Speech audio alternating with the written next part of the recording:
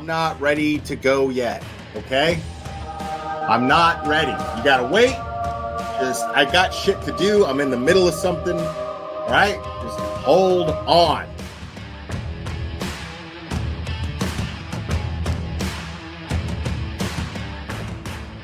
Watch your mouth or don't come in here. Uh-oh. Uh-oh. Oh, yeah, people, come on, we're adults here. You know what? What is the point?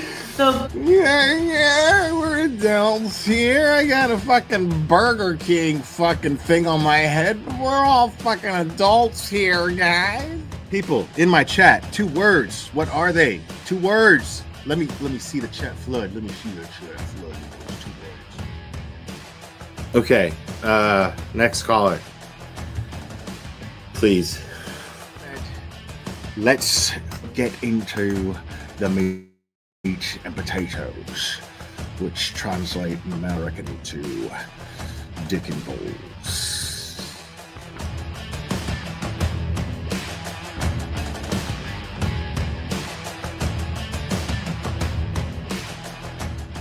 I got flip-flops. These are my flip-flops. Yeah, I really like my flip-flops because I can put them on. Because look, watch me put them on. I can put them on all by myself. Watch me put them on. Look, are you watching? Look, these are my flip-flops. Thanksgiving Day. I remember it clearly. It was Thanksgiving Day. I was inserting myself in somebody else's fucking business as a cash grab, and you know. This channel is harsh reality. Karen Yak se jodió la sucia vida. Amen. This is Jonathan Lee Riches. I have cheeseburgers. I'm gonna put cheese on them. I'm gonna make sure that I have my hamburgers because I'm a big boy now and I can make the hamburgers. My mom lets me use the stove now.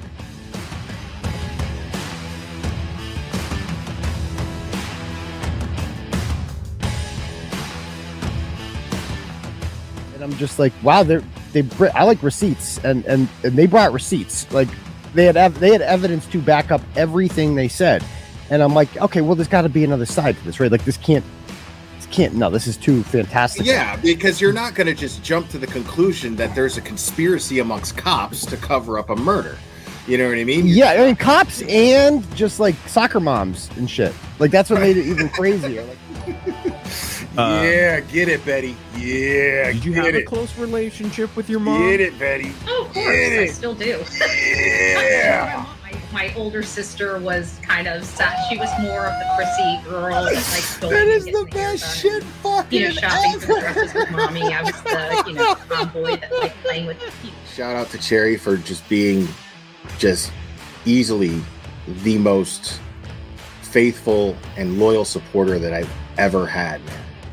That someone could have that tenacity with loyalty. And I'm really blessed to have someone like Cherry be part of this channel and in my life. So it means a lot. And yes, I named him after Mr. T and Rocky. Say, woman. Say, woman. Say, woman. Said your old man ain't got no heart. Why don't you come down to my apartment tonight and I'll show you a real man. Oh my God, I'm so in love with this little dude. Yeah, I'm going to go ahead and wrap this one up. I love you guys very, very, very, very much. And we will do this again very soon, my friends. Oh, say bye. Say bye. Oh, I love you too. Give me a kiss. Oh, I love you. Bye, guys.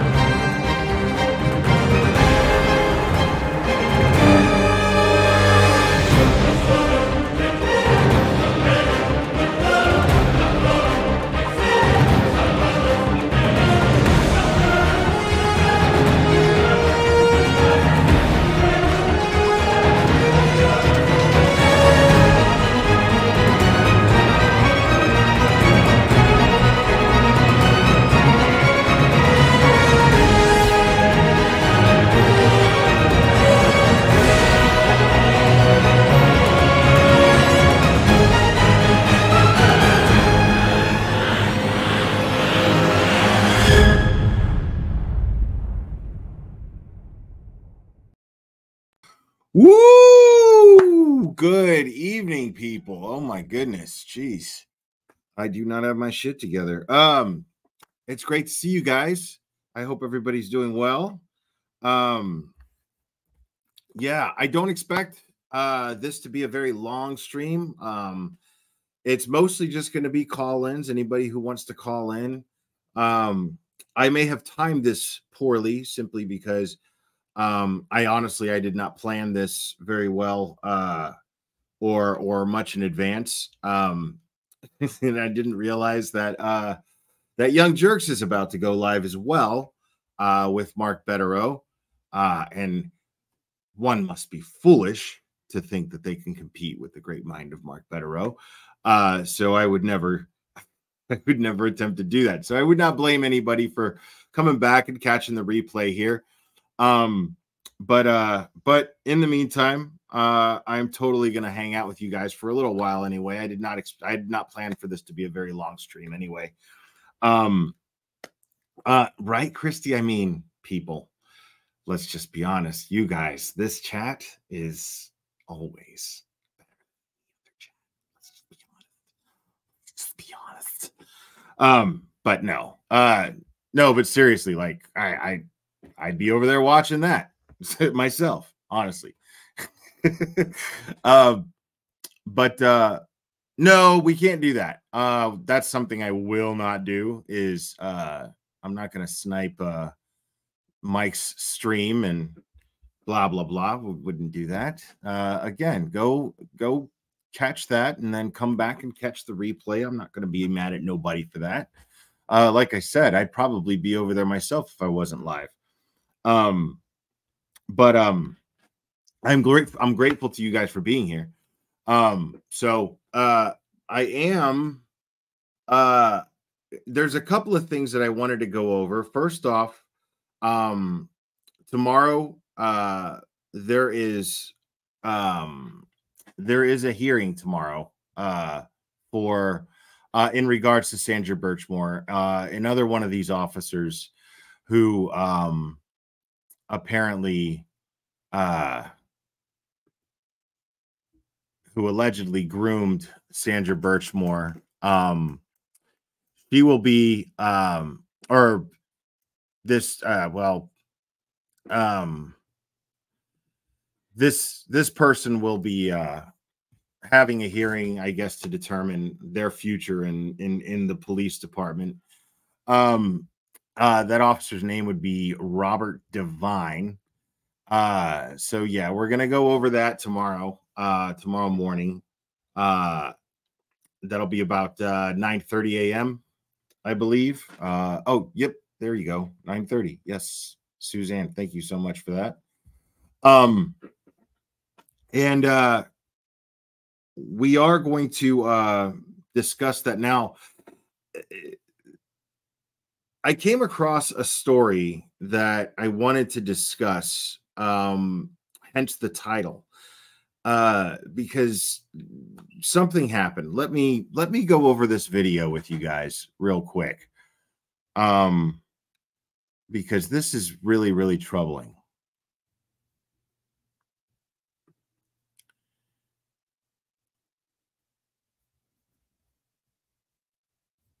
Now,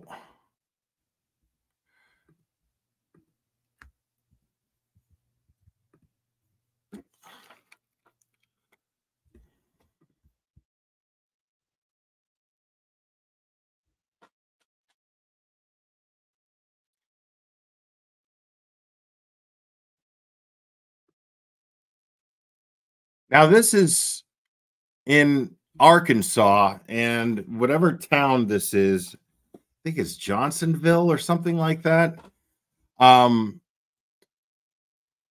This is a small town in Arkansas, and they have the equivalent of a selectmen's meeting, like they do in Canton. I just forget what they call it here. And then there was a part like they used to have in the Canton select meetings, where the public gets a moment to stand up and address things and speak.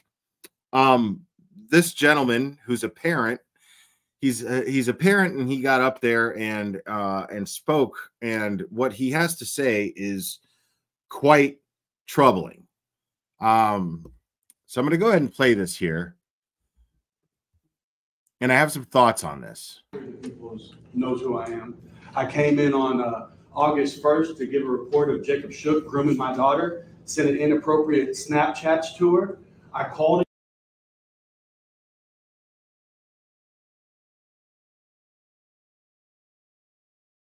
Sorry, excuse me. In regards to Jacob Shook grooming his daughter, this is what he just said. Okay, now pay close attention to who Jacob Shook is. Called him on the 1st. I called him at 4 p.m. on the Johnson County phone. I was respectful. I have that recorded. I said nothing but yes, sir, no, sir. I asked him a question. I asked him why he Snapchatted her and said, I'm a weirdo, ain't I? And he said, let me call you back, or can I call you back? I said, yes, sir. You got my number? He confirmed my number with me, and we got off the phone. He never called me back. On the first, that Friday, on the 2nd, I went down there. I walked into the sheriff's department place. I walked into the other side. I didn't know which side to go. I've never been down there. I walked in there. There was a trustee. I walked up to the glass window, and I said, am I in the right? Now, for those of you who aren't familiar with this, Jacob Shook is the deputy sheriff. It's a sheriff's deputy. Well, he's actually one of the higher ranking sheriff's deputies in that town. And apparently he was sending inappropriate Snapchats to this gentleman's underage daughter. Okay. This dude is clearly pissed, and for good reason. Right spot. Jacob Shook walked in. He said, you looking for me? I said, yes, sir, I am. He stuck his hand out to shake it. I said, I ain't shaking your hand. He pulled me in a closet. Now, they're going to say it's some kind of office. It may be an office. That's not where you go to do a statement. That's common, Sheriff. That's not where you go. There was cops knocking on the door as I'm talking to him. Can I put my gun in there? Can I put my gun in there? He's putting his gun on the desk in between this as I'm telling him what he's doing. He never denied sending her Snapchats. He confirmed the reason why he said you're so pretty is because she's beautiful. He texted another little girl, Snapchatted her, and said cute toes. Wow. I recorded this because when I called him and he never called me back, I knew he was going to weasel his way out of it. I knew it was going to be a cop's word against mine, so I recorded it. I knew I was going to take it in there to that sheriff, and the sheriff was going to say, what? You're done. You like kids. You can't be up here. I recorded, after I did all that, you hear at the very end of the audio, one of the cops tried to tell me to be quiet and push me out. I got a little vocal about that. Jacob Shook is telling him to be quiet because he knows that he's the one that's in wrong, but ain't nobody saying anything to him. They're only telling me to go and me to be quiet. I catch 2 cops outside. I recorded them. I told them what happened. There was no jaws dropped when I said Jacob Shook's a pedophile. There was no no way. There was nothing. I told him what happened, and I said he told me to come back Monday at 10 a.m. on the recording. You hear my wife ask. Dude, this is a scary looking dude, bro. Like, this is a scary looking dude. Like, this is not the kind of guy. Like, he seems like the kind of guy gets up in the morning, works his ass off, and is happy to do it because he has a beautiful family at home that he loves very much. And works his ass off, happy to have his taxes taken from his check so that he can count on his family being protected while he's at work. And the very people that he counts on to protect his family is sending his underage daughter predatory Snapchats. And this guy, who looks scary as fuck, somebody I would never even dream of fucking with, right, is totally rational. Consider all things considered. He's very calm. He's very rational. And he's going about this in all the right ways. I mean, I would be so angry if I were him. And that's not to say that he isn't, because he clearly is. But I'm saying that I would be angry to the point to where I don't think that I could compose myself. Now, then again, maybe I could. Because we don't know how we would be if we were ever in that position, right? We really don't know. Because, I mean, can you imagine being in that situation? I can't. I think we got a super dad. Super dad. I think we got a super dad. Super dad. Super dad. Super dad. Dad, dad, dad, dad, dad. I think we got a super dad. I think we got a super dad. Thank you, Lynn Carone. Appreciate you. Yeah. Like, yeah, this dude is clearly, I mean, and you could tell he goes to the gym. That's not, you know, hey, I work a physical labor job and so this is how I look as a result. No. This dude goes to the gym clearly. Probably for anger management as in part. And I'm only saying that because that's part of the reason why I go to the gym. So, I mean, this dude is clearly like doing everything he's supposed to do here. He's handling this exactly how any parent should handle this. And when you get to a point like he did, where he actually confronted his superiors, this deputy's superiors, he's still composing himself properly. Thank you so much. I'm just a girl in the world. I appreciate it. Asked to do a written report. He said, come back Monday at 10 or email it in. That's what he said. I asked several officers to get the sheriff. I went inside. I talked to the county clerk. I asked her for him. I asked Officer Nicely for him. Nicely came out at the very end and said, I'm sorry. I thought he had one meeting, but he has three. He can't come out and see. He'll give you the number. I confirmed my number with me. By the time I made it to Russell, he called me. I gave him everything that I just told everybody. I told him about the Snapchats, the date, the cute toes, the call before, all of that. And he said, okay, send me the audio. We're going to look into it. I didn't send the audio till Monday because I'll be honest, like, nobody did nothing. Nothing. He still had a gun and a badge on it. And like, no, the sheriff should have, I don't know what meeting was going on, but for it to be the chief deputy, it could have ended. The chief deputy is who this guy is. I got a lot more. I got proof of every single thing. If y'all want to meet me outside, I'll give it to you. Now, this dude, straight up, he's like, listen, I got receipts. He's like, I got receipts. All you got to do, he's like, I know I only got, 3 minutes to address shit here? Okay. Anybody who's a parent, come meet me outside when this is all over or whenever you want, and I will share with you exactly all of the information that I have. Because what else do you do in that situation?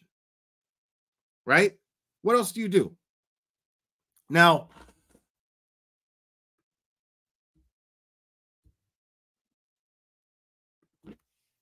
let me do this here. Let me give you guys a little follow-up.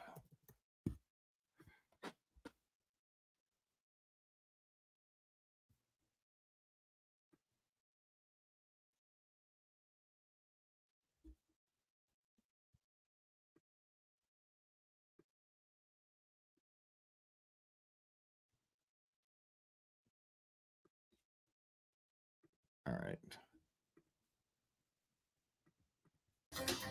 THV11 update for you now. The chief deputy of Johnson County has been fired just days after the sheriff demoted him amid an investigation. Jacob Shook out of the job tonight, with Sheriff Tom Hughes saying it is for a department policy violation. But just yesterday, Hughes demoted Shook after accusation service that Shook sent inappropriate messages to an underage girl. The sheriff isn't saying what policy his now former chief deputy violated, but insists it is separate from the accusations and that this is all moving very quickly. Well, honestly, I received an actual written complaint about Mr. Shook yesterday. At no time before in all the time I've been here. Hughes says 2 weeks ago, Shook told him a man had confronted him, accusing him of sending inappropriate social media messages to that man's daughter. State police are investigating those allegations. Now, hold on a second. THV 11 update for you now. The chief deputy of Johnson County has been fired just days after the sheriff demoted him amid an investigation. Fired just days after he was demoted. Okay, but I feel like he was actually promoted. The story that I read said that he was promoted recently. So here, let me read this real quick. Hughes says 2 weeks ago, Shook told him a man confronted him. Oh, fuck. I'm going to have to do this the ghetto way. Hold on.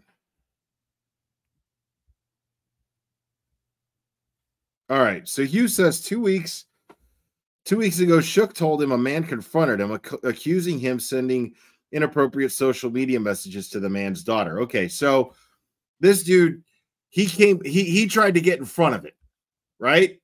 He went to the sheriff and tried to get in front of it, saying, hey, some guy accused me of this, and that, and the other. Johnson County Sheriff's Office Chief Deputy Jacob Shook was fired from his position on Friday, August 16th, amid accusations he sent inappropriate messages to a minor.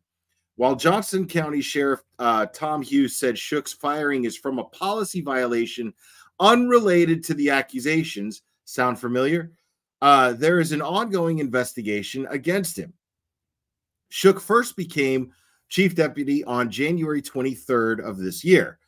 And Hughes says, the sheriff says, I made the choice to move him to chief deputy because he stated he had the same goals as me. Those being improved training, improving the way the department works, and bringing in automation. All the things that have been left behind, Hughes says. Hughes says that he didn't receive any complaints about Shook until the day before his firing. I received an actual written complaint about Mr. Shook yesterday. All right, so that's interesting. So he as soon as he gets this is how this good old boy bullshit works, man. And it's really annoying. But he says, okay, I got a written complaint yesterday, and that's why I took action.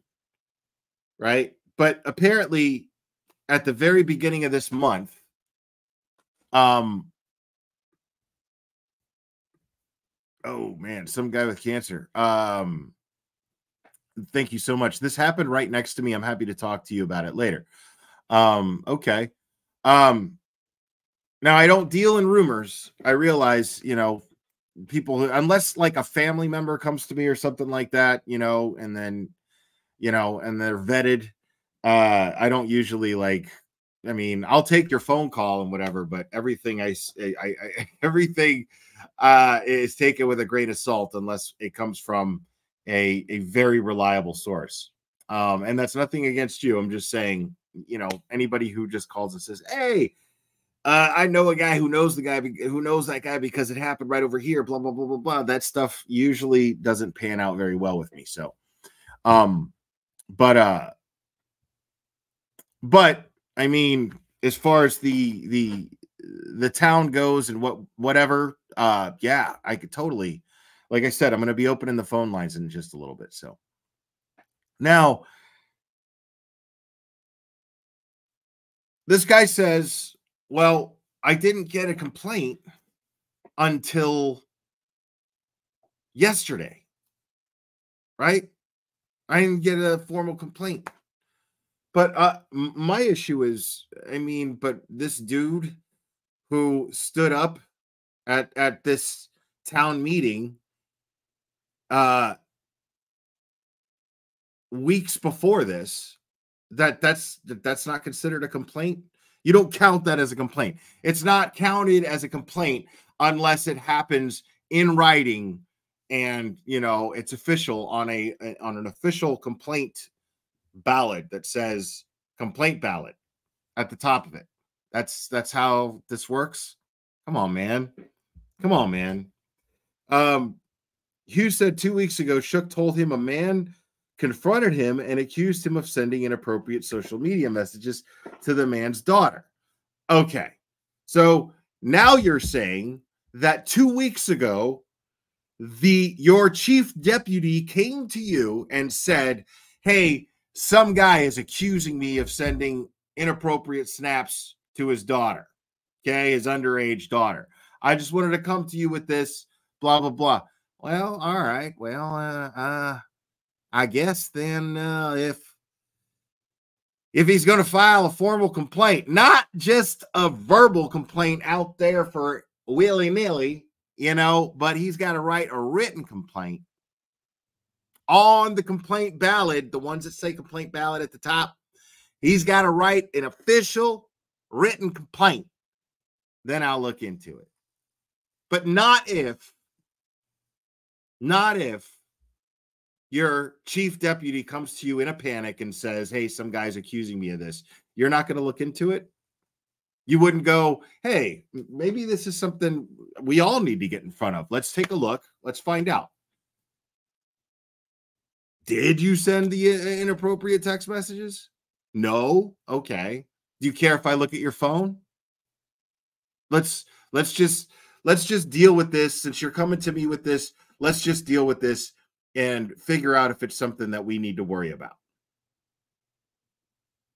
Translation, let's figure out if it's something that you need to fucking worry about. I mean, because that's a bad look on the entire department, is it not? So,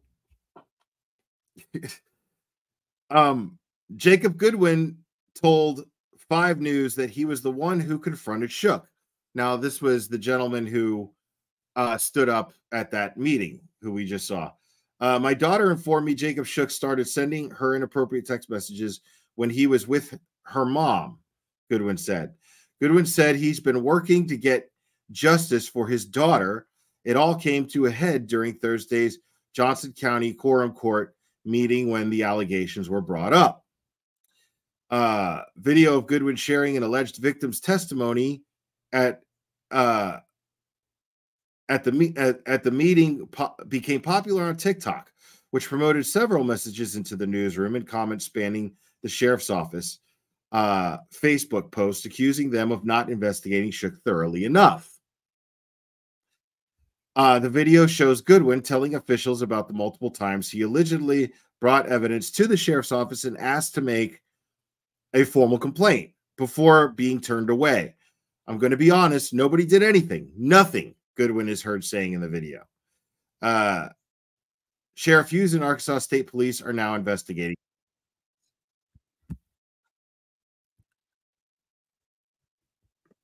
Okay, so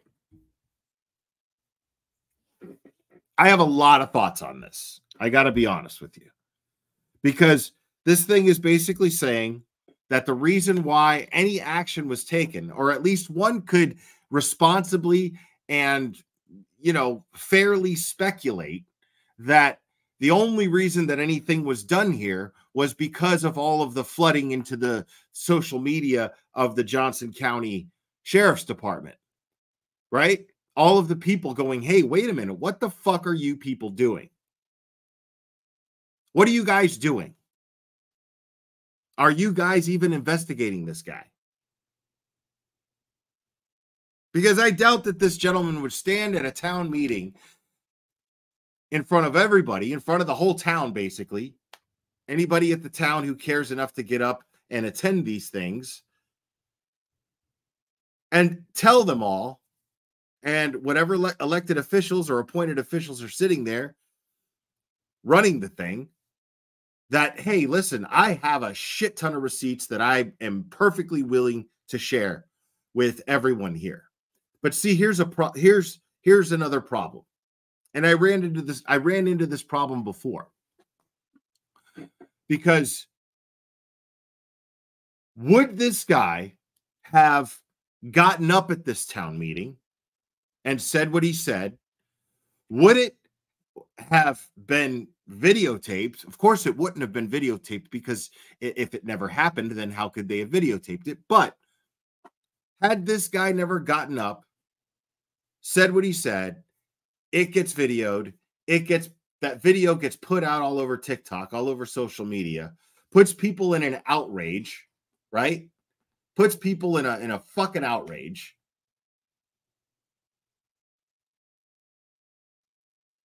Would this have happened had, when this gentleman walked into the sheriff's office, someone goes, "Hold on a second, sir. I'll be right with you. Here, I'm going to have a detective sit down with you and take a report."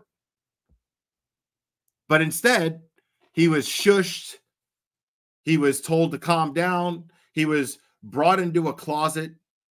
One might argue that he was intimidated by the man by pulling his gun and putting it on the table. I mean,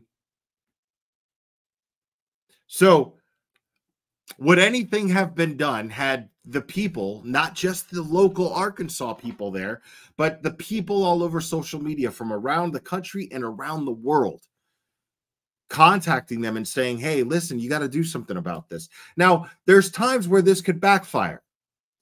There's times where I've seen this happen with missing persons cases, where somebody who has a loud voice and a lot of followers will perpetuate a rumor. That rumor will start to gain some traction, and then people end up calling a missing persons hotline on bullshit rumors and insane, whacked out theories, which would waste resources that could be applied to finding this missing person.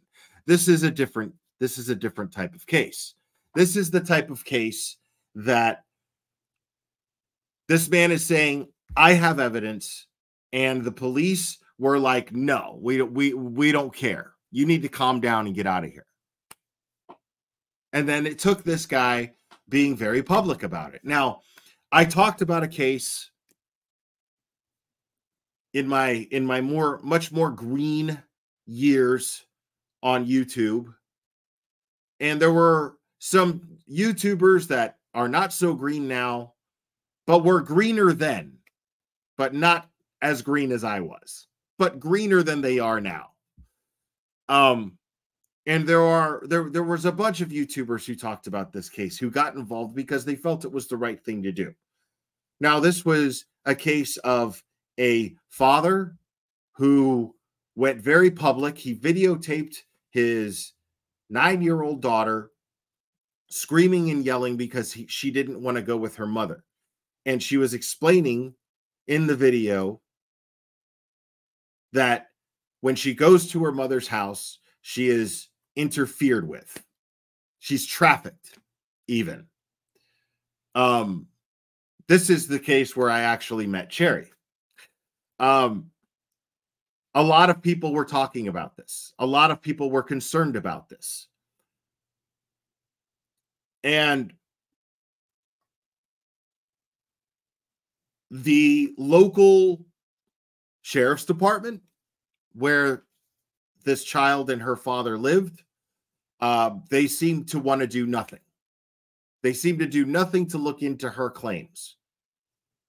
Now, I've never heard a child so terrified in my life. And this wasn't the only video where, if she was going to her mother's, she fought tooth and nail. She kicked, she screamed, she did everything that she possibly could within her physical power as a 9-year-old child to avoid having to go to that environment. Now, I don't know what happened in that environment.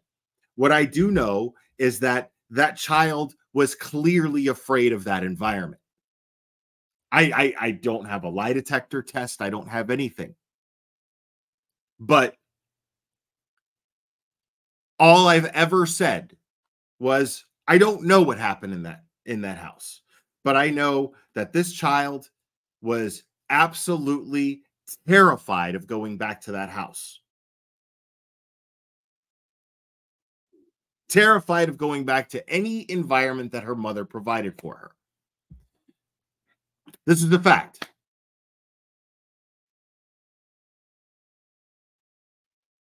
And the police seem to want to do nothing. As a matter of fact,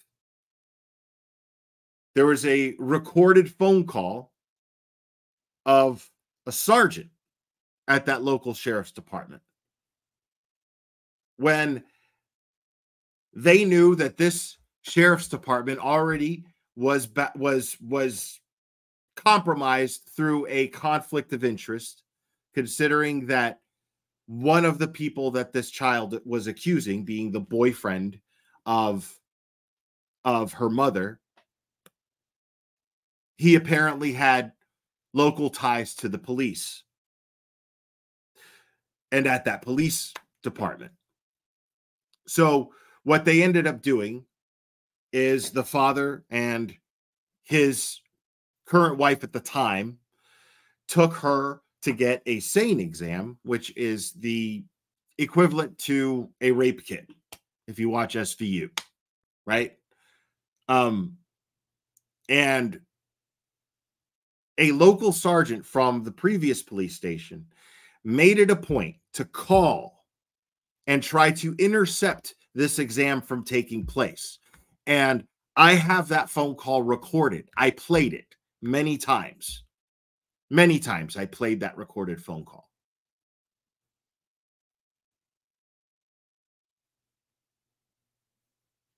Yeah, and it got lost, right. Now, there was so much suspicious shit going on and so much suspicion of corruption in the Collin County, in the Collin County family court system, Collin County, Texas. Yes. There was so much suspicion of corruption going on there that I wasn't the only channel that talked about it. There were a lot of other channels that talked about it at the time who won't talk about it now. But at the time, there was me, there was Josh from the Dad Challenge podcast, there was Annie Elise from 10 to Life, there was Nick Ricada from Ricada Law, there was Tug, that umbrella guy. And then the Collin County court system basically just ruled against everything against the father. They charged him with crimes. They denied him his right to a jury trial. He tried to run with his daughter because it got to that point. He tried to run because think about this. If it gets to the point to where you are that sure that your daughter is being interfered with, being trafficked, you're this sure, or you're at least willing to protect her to the point to where you believe her and you're not willing to take the risk because no one would conduct a sound investigation. No one would. So therefore, you only have her word. And the law is making you put her in that environment. The law is forcing you. The court system there is forcing you to put your daughter in the position to where she is claiming through to the highest mountains of heaven. She is screaming that environment, she is the worst possible things that you could think of happening to a child are happening to her repeatedly, all the time. So what does this guy do? He runs. He takes his daughter to Mexico. Conveniently, they mistake him for a drug trafficker. So he's in a Mexican jail indefinitely. I mean, not currently. I'm saying at the time, they throw him indefinitely into a Mexican jail without any process to figure out who he is, who he actually is. Then they figure out who he is. Right? Then they transfer him back to Collin County. So far as I know, he's still in jail. As far as I know, that system has beaten the shit out of this guy to the point to where he just won't fight anymore.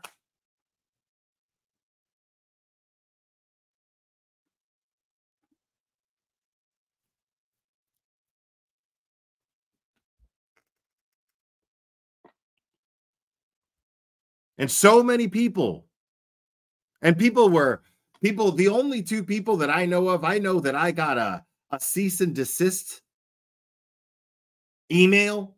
I never heard of a cease and desist coming through an email, but I got a cease and desist email from Kelly Long, this young girl's mother, from her PR person, because this person hired, because, you know, innocent people hire public relations experts and agents, right? PR agents. Because that's just not suspicious at all. And as far as I know, a few of us got these. I would assume so anyway. But I know I got one, and Nick Rekieta got one. And Nick Rekieta responded to it pretty much the same way that I did, which was, it's an ass wipe. Fuck your cease and desist. You can kiss my ass. I'm not going to stop talking about this case. I eventually did, because what can I do? Father's in jail. The system beat him. What can I do? Everyone else lost interest. Most people turned on him because they figure if he's in jail, well, then he must be guilty. That's the way they see it. Most people. Well, if he's in jail, if he didn't commit a crime, he wouldn't be in jail. That's interesting. Because here we are, all of us right now are fighting for a woman who's being railroaded by the system. And if they win, she's an innocent person who's going to be in jail. Now, did this man violate court orders on paper? Did he break the law? Absolutely. On paper, Turtle Boy broke the law. Does that mean that he really broke the law, though? Because the law is designed to protect the righteous. The law is designed to protect those who are right versus wrong. The law is designed to protect the good from the evil.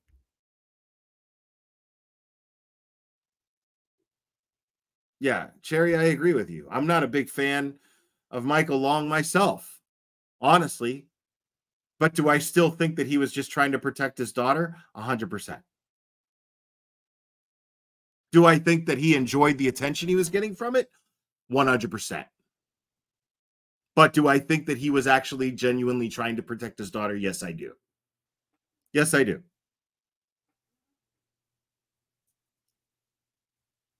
Now, no action was ever taken except this man was thrown underneath a jail, a Mexican jail, for months and months before he was even extradited back to the United States. Incredible. Nobody said shit. Nobody stuck up for this guy. Nobody said shit. I was the last one. I was the last fucking one. I could say that with my whole fucking chest. I was the last one.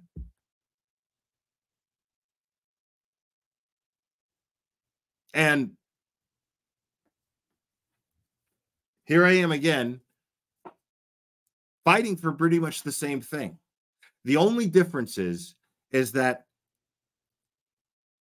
the people in this situation are much more effective. There's more attention on this stuff. It's the people. That's what it boils down to. People talking about these things. People demanding justice. Because now that this man, because it sure sounds like there's some good old boy bullshit going on in Johnson County, Arkansas, right? Sure as fuck does. But it took this guy being very, very, very public to actually get the right attention, to get action taken. But sometimes you get a small government, a small local government who thinks they're totally untouchable, and they'll just say, hey, fuck you. Which is basically what we're getting from Norfolk County, right? I mean, that's the attitude we get from Canton. That's the attitude we get from Norfolk County, is it not? And the only reason that these people should be afraid is because the people are demanding more.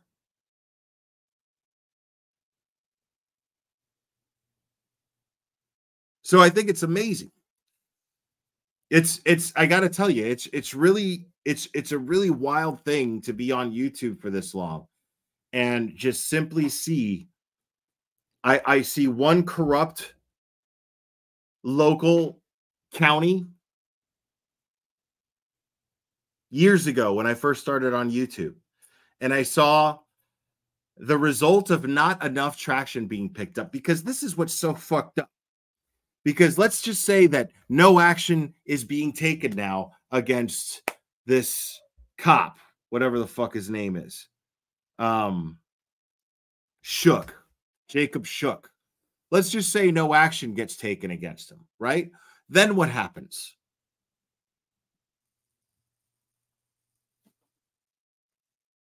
The people get louder, right?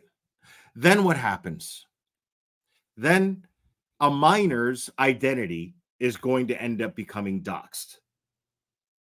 And good people are going to not want to talk about it because there's a minor's identity involved. And these people in powerful positions get to hide behind the fear of a minor going through any more trauma than they have already gone through. They get to hide behind that. And I'm not criticizing the fact that this is a thing. You know, I mean, we want to protect the minor's identity. But the fact of the matter is that these predators will absolutely hide behind this and use it. And there's nothing we can do about it. Because if there's one thing that I regret, is the fact that this little girl, her age, her picture, her name is all out there.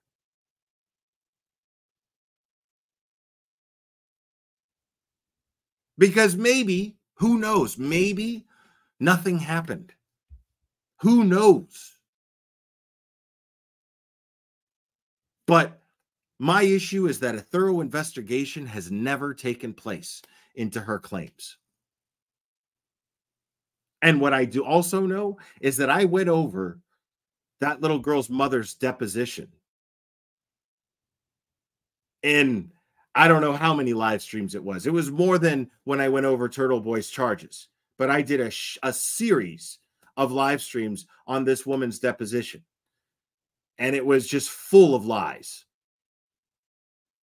I went over 9. I went over, I don't know how many 911 calls. Excuse me, I got confused there.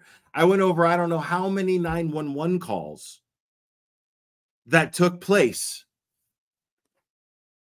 from the mother talking about the boyfriend.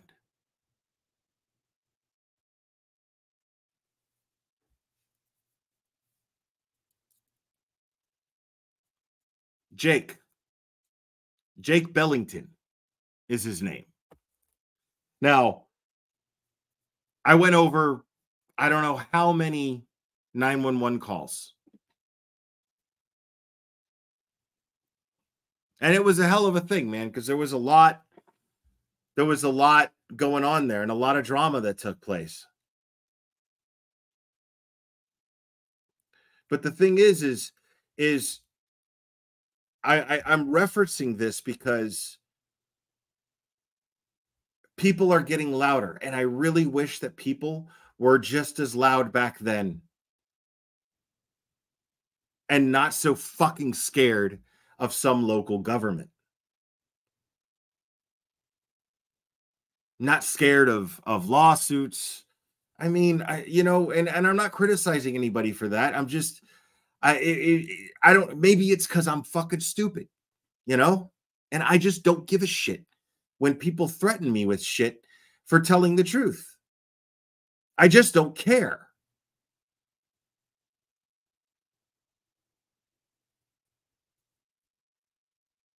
But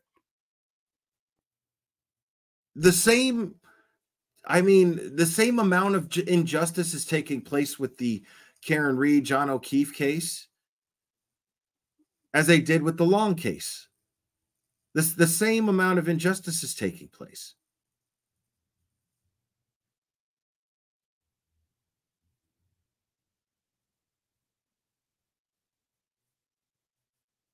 But the problem is so many people, it's a difficult situation when you're dealing with a minor who's still alive.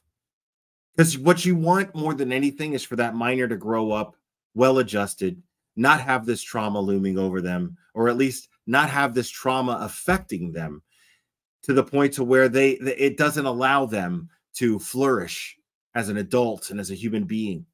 This is the biggest fear. You know, you want them to have this. What else would you be fighting for them for? So there's this double-edged sword there. There's this horrible irony to it. Because if you're going to get, if the only thing that's going to get this person justice is going to get thousands and possibly even millions of people talking about it, well, then that person is going to be famous. And they're going to be known for this trauma for the rest of their days.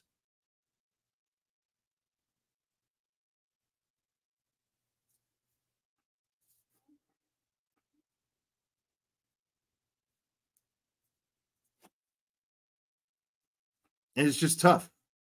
I'm just so grateful that this gentleman who spoke up, it didn't have to go any further than that. Now, we'll see if there's charges brought against him. But how long has this man been doing this? You think this is the first person that this man sent Snapchats? This is the first minor that this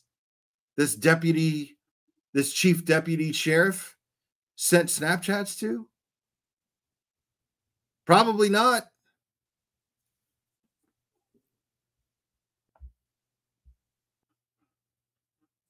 But make no mistake, the only reason action was taken was because people demanded that action be taken.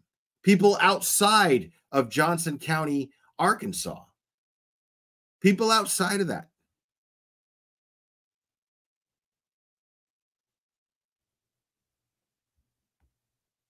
And as long as I am breathing, I am always going to wonder, without having the inclination of finding out, but I'm always going to wonder how that little girl who I used to speak about and try to fight for is doing. Is she okay? Is she happy? Has the abuse stopped? I'm always going to wonder, but I'm never going to have the inclination to find out. I'm never going to want to actually find out, because this child does deserve her privacy. Apparently, this woman has been divorced or split up with this boyfriend for God knows how long. But the fact is the kind of accusations that were against this woman by her daughter, this child is going to be in danger no matter what, anywhere she goes with this woman.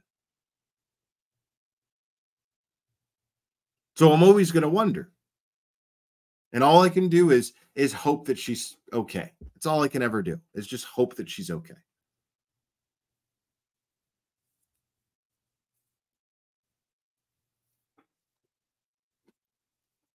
So make no mistake that the only thing that Michael Morrissey's district attorney's office has to fear is the people's thirst for satisfaction. Because now it's not just the locals. Now it's gone worldwide. There are people watching from Australia here right now.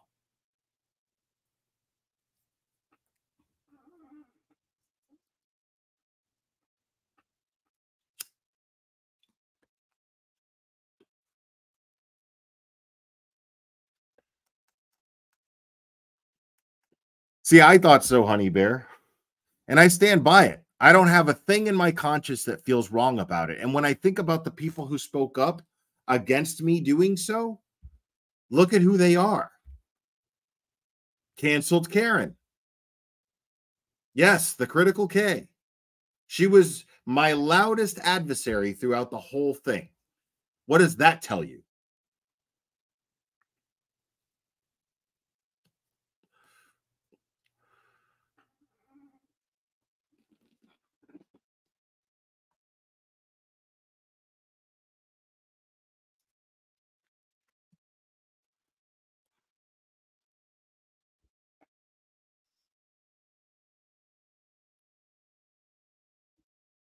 Yeah.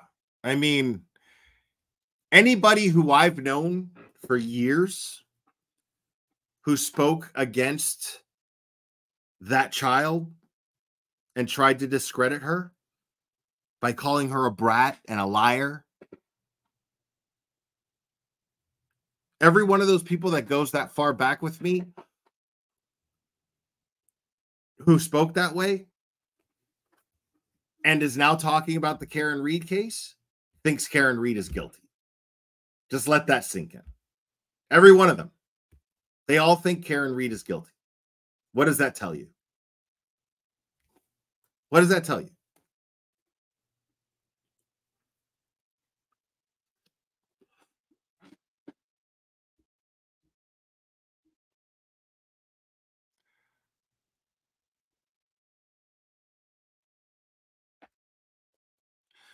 I mean, dude, you know, Little Irish Girl, I get it, man. It's just, I look from the outside in on that shit, and everybody's fucking nuts. Everybody's fucking nuts. Everybody talking about that shit is fucking nuts, in my opinion. It's so fucking ridiculous. Like, that's a whole nother subject right there. I mean, I said what I said in my community post, and I meant it. And that's as far as I'm going to go.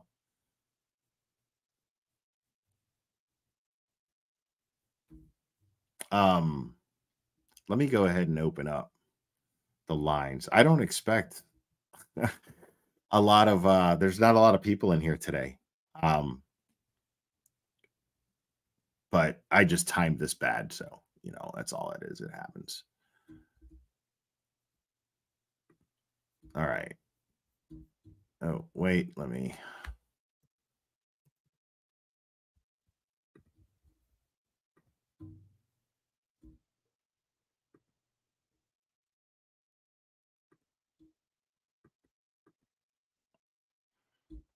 All right.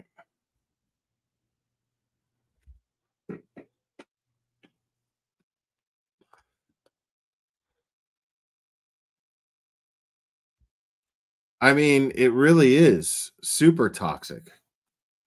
I mean, it's really funny to me because, like, I'll see people talk about the Karen Reed case and, like, they'll talk about how toxic the shit is. And I'm like, this is nothing, dude. You don't fucking even know what toxic is like, man. Go fucking go explore a missing kids case on YouTube. Go explore that shit. Either nobody's talking about it or everyone's talking about everything else surrounding it except what matters. That's how you're gonna get a missing persons case. It's crazy. Call from Liz. What's up, Liz? You're on. Hey, no way, Will. How are you? I'm well. How are you? Oh, I'm good. Oh my God, my boyfriend is like looking at me like, no way you got through. Right. Well, you got through. What's up? I did. Hey, I'm calling from Massachusetts. Right on. So into everything with Karen Reed. You are the bomb. I mean, unbelievable. It's just crazy. Oh, thanks. Appreciate it. I can hear myself going back and forth. Yeah, you need to turn down the or your boyfriend's gonna have to listen through headphones or something. Yeah, no, he's over there just doing his thing. I can't believe I'm talking to you. Well, you are. I can't believe I'm talking to you either, Liz. Oh my God, guys, it's Liz. Woohoo! Guys, it's Liz, people. All right. I just wanted to call to see if I'd get through, and I did. So that was fun. That's all I got. Wow. All right. Thank you so All much. right. We love watching you. You are so awesome. We love you Thanks, too. Will. Thanks, Liz and her boyfriend. All right. Liz and her boyfriend, guys. He said hi to you. All right. Okay. Next caller. Okay. Call from Zach. Call from who? Zach, some guy with cancer. Oh, hey, some guy with cancer. What's up, buddy? Zach. Oh, I'd much yes, rather I'm call act- you Zach, by the way. Oh, that's fine. I actually made that username just to make people uncomfortable. Well, right on. It worked. I'm like you. I see a lot of stuff on social media, especially around here.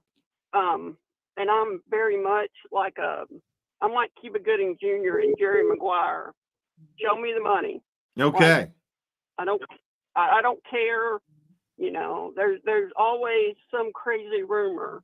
Yeah, exactly. But I've seen rumbles about this guy for a while, much longer than what come out. But every time I saw it, there was nothing with it. There was no screenshot or anything. And so I was like, whatever. I mean, cops arrest people, so it's not that far afield, especially in Johnson County, where I think there are more meth users than non-meth users. Okay.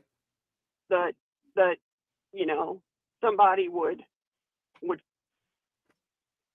make this up in a meth delusion to try and get out of whatever they had done. Right. Well, that dude was not smoking meth. You know what I mean? The guy that spoke up. No.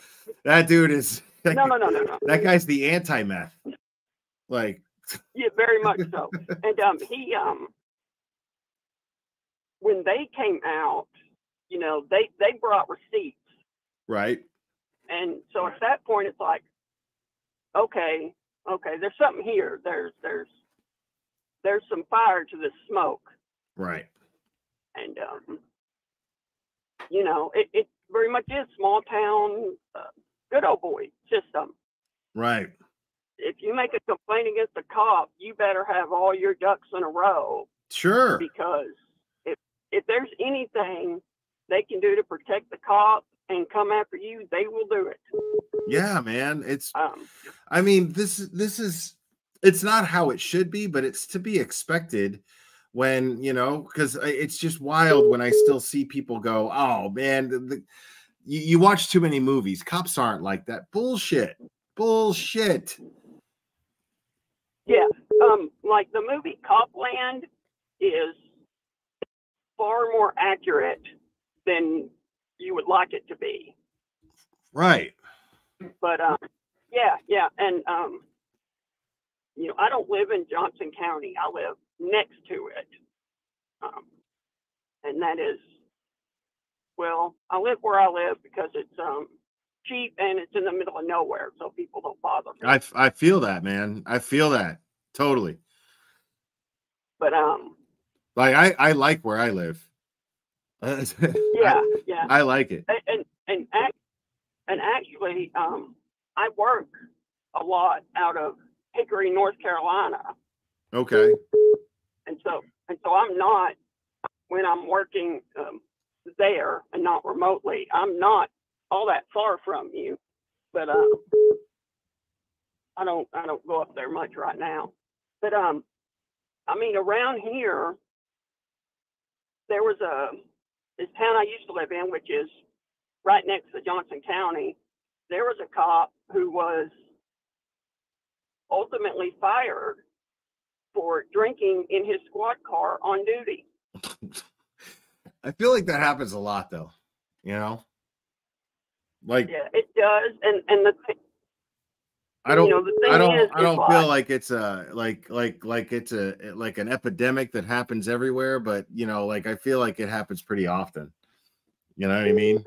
Like I know I know a guy, really good guy, used to be a cop, and he got fired for a DUI. You know, I mean, he was just young and stupid. You know what I mean?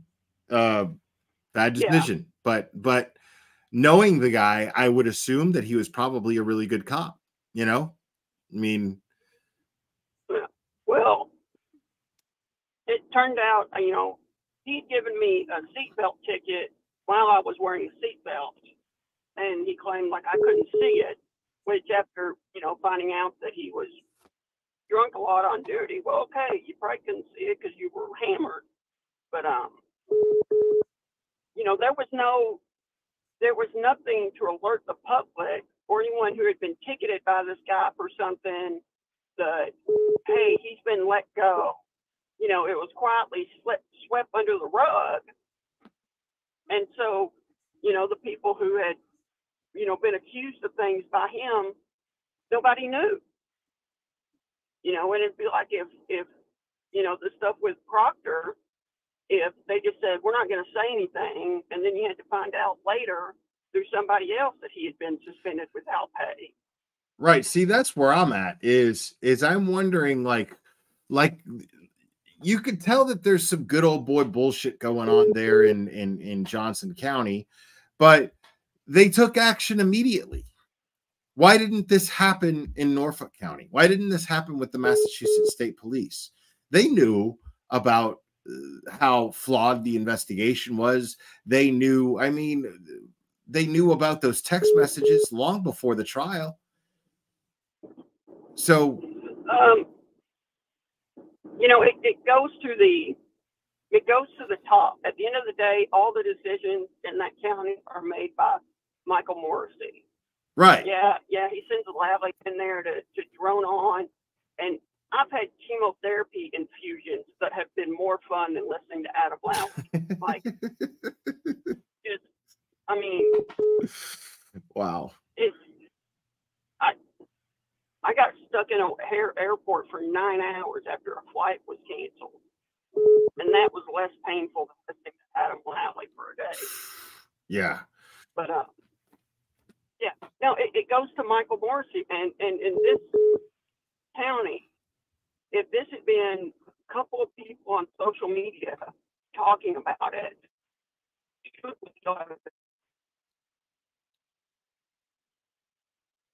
Oh, you're cutting out there, Zach. yeah, can you hear me? Yeah, a little bit. Yeah, you're cutting out there. I'm sorry.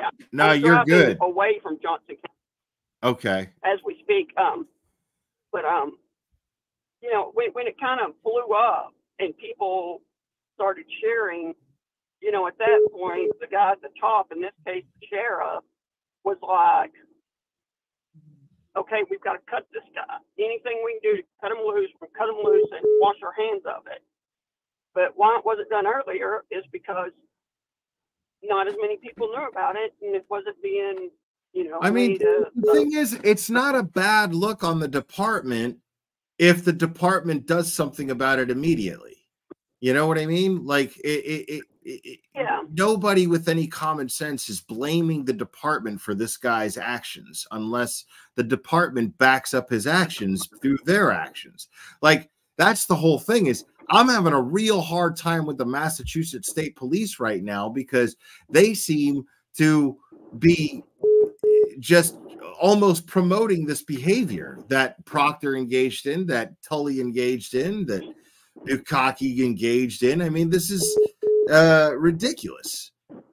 So what I find interesting is you take a small town where almost nobody knows anything. They don't know anybody there. You know, it's the middle of nowhere. I've never heard of Johnson County, fucking Arkansas. You know what I mean? Like, and immediately they do something about it. Immediately, as soon as they're like, oh shit, this is becoming a problem. Now, I'm not saying that they took the action because it was the right thing to do. They definitely took action because they were afraid of the public backlash. What I'm tripping out on is why doesn't Norfolk County and the Massachusetts State Police feel that same fear from the backlash? And they're under, and Michael Morrissey's under federal investigation as we speak.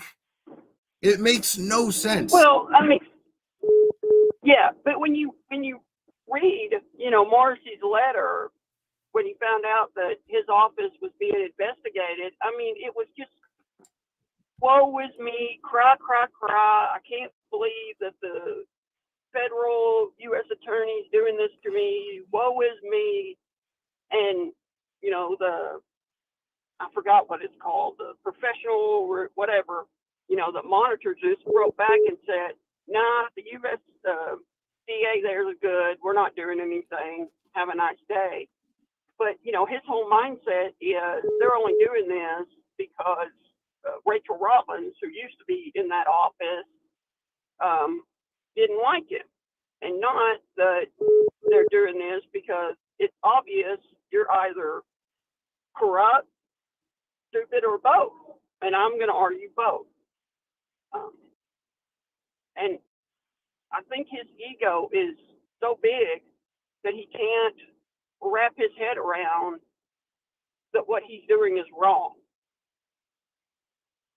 Because, yeah, I mean, I guess maybe he's been there since the fucking Stone Age. I mean, he's been yeah, there, it's like an assumed position for him at this point. He has this fundraiser. Yeah, and is anybody? That's the whole thing. Is the big question now? Is anybody going to run against Michael Morrissey? And so far, there's been no hat thrown into the ring.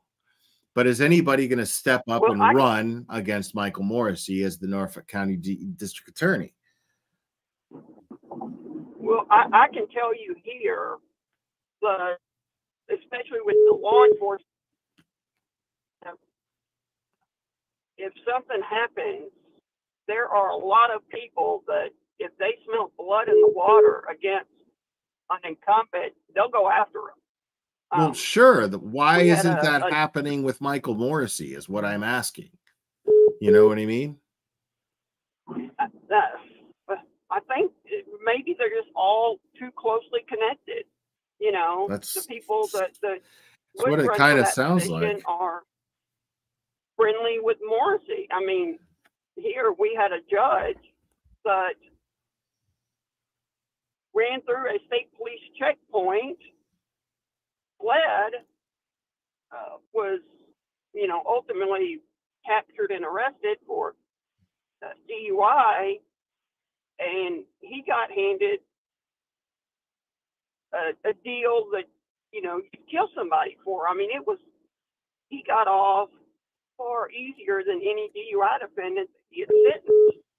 And, the next election came around, and one of the local attorneys who had issues with him ran against him and beat him by 9 or 10 points. And why that's not happening in Norfolk County is either, I think that the influence peddlers up there have their claws too deep into everybody that could challenge him. Yeah. I mean, that's you're probably right. All right, Zach, I'm going to take the next caller. Thank you for calling in. All right. Not a problem. I'll talk to you later. All right. Thanks, buddy. All right. Bye-bye. Bye.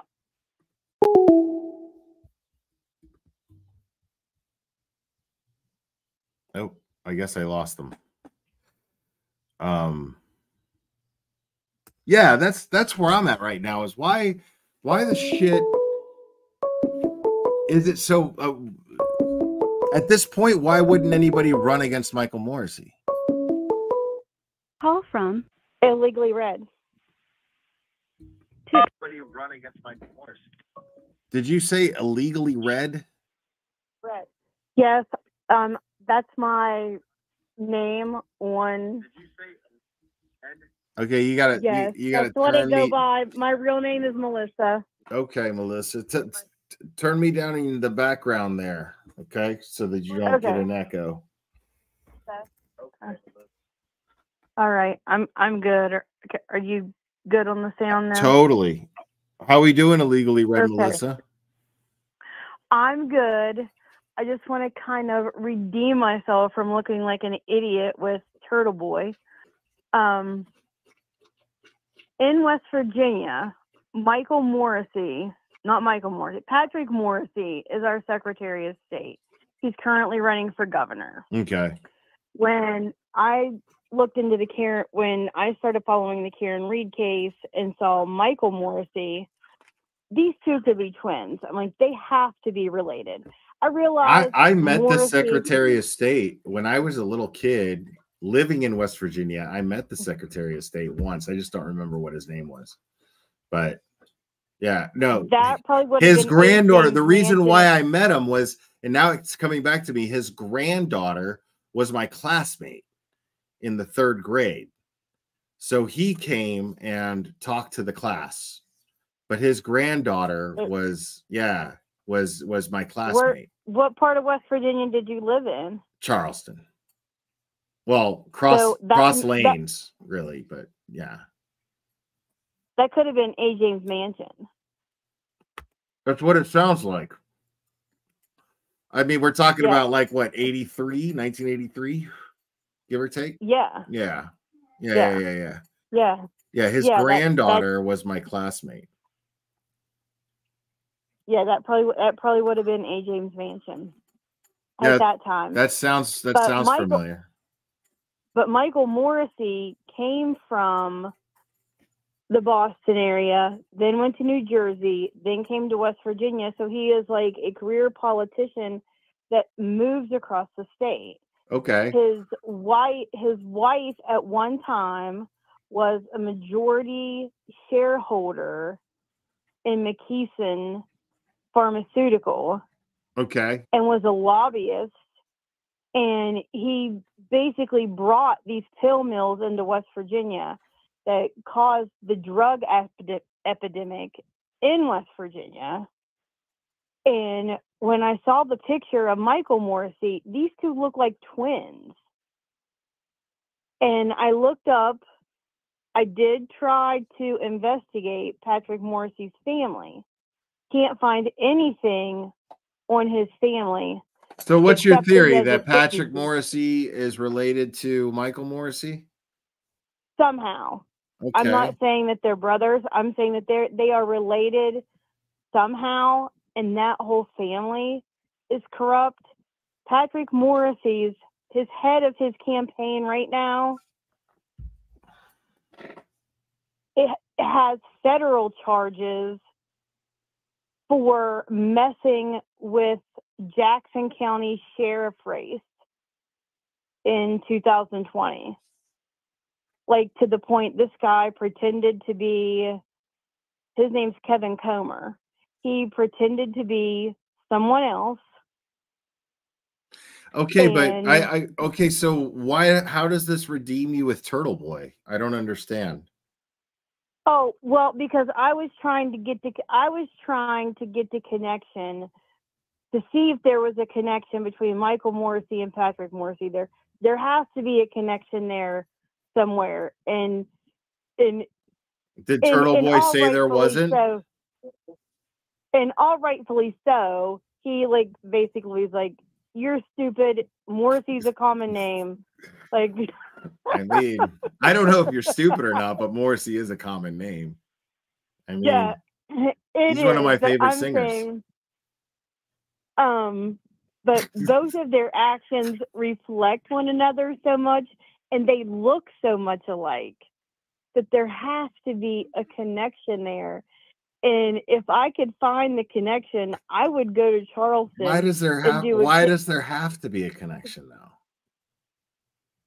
Because they look alike? No, I'm saying I would do a Karen Reed standout right in front of Patrick Morrissey's office if I could find that there was an actual connection there. If I go down there and if I would do a standout in front of Patrick Morrissey's office and he actually wasn't connected to Michael Morrissey, he would be like, "Who are you, crazy lady?" But if there is a connection, he's going to know who Karen Reed is. Okay, but couldn't you just do a Karen Reed standout anyway, somewhere else? I haven't seen that many people from West Virginia actually following this. Do you have any other West Virginia followers? I mean, maybe, I don't know.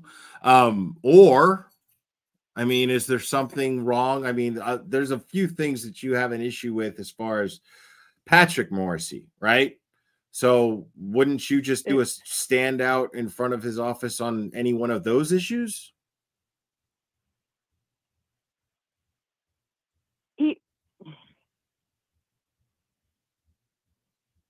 I see your point. Okay. However, there are not enough people in West Virginia willing to stand out and speak out for what is right. Then how could you have started one on behalf of Karen Reed in front of Patrick Morrissey's office? I would have done it myself. Oh, okay. I mean, if I couldn't get I'm sure I could have got a couple friends to go with me, but I would have completely done that myself. I mean, the corruption in West Virginia politics right now is just off the chart. I mean, it's probably just as bad as Boston. But wouldn't that be a reason to do a standout? But you have to get people to stand out with you. Right. I mean, if you stand out there by yourself, you just look like the crazy woman. But you were just willing to do that but you were just willing to do that for Karen Reed. But you wouldn't do that for your local issues?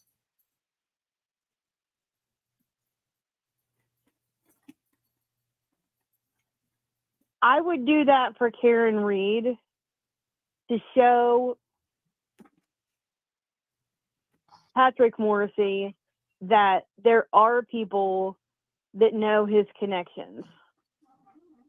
You cannot find. I found online that Patrick Morrissey has a brother named Michael. He also has a sister. I could not find her name, but I couldn't connect them in any way. So people in my chat, So people in my chat are saying that Patrick Morrissey does not have any siblings or does not have a brother anyway. That they Googled. I did find that. Okay. But you're convinced that Michael Morrissey's his brother? No, he has a brother named Michael. I am not positive that your Michael Morrissey is his brother. But didn't you just say that you did the research and found out that Patrick Morrissey didn't have a brother, right? Just like no, he has a brother named Michael and he has a sister that is not named. Okay. His Google information is very scarce. Okay. All right. Hold on. I'm curious.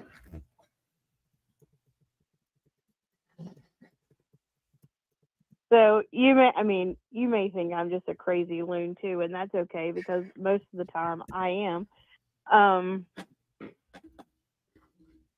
right. Let's see what we got here. I'm looking at your chart. Morrissey versus Morrissey. Patrick Morrissey. Blah, blah, blah. It's just his stuff on his Yeah.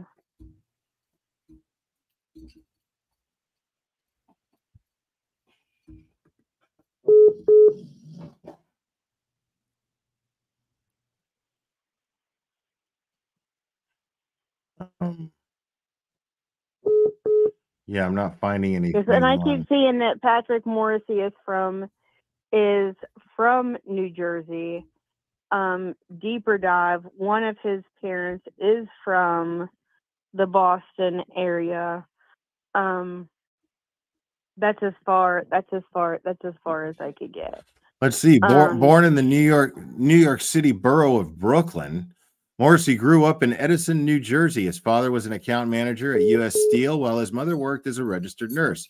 Morrissey ran cross country and played on his high school's tennis team before he graduated from the St. Thomas Aquinas High School, Bishop George R. High School in 1985. Morrissey graduated with honors from Rutgers University with a Bachelor of Arts in History and Political Science in 1989. He also attended Rutgers School of Law, Newark, receiving his Juris Doctor. Hold on, let's see. That's early life and education. Personal life. Let's see. No, it just says he moved to Jefferson County, but it doesn't say anything about siblings. Because I looked in early life and education. Yeah. But doesn't say anything about siblings. Said he's preceded by Daryl McGraw. Let's see, born, blah, blah, blah, blah, blah. Yeah, nothing here.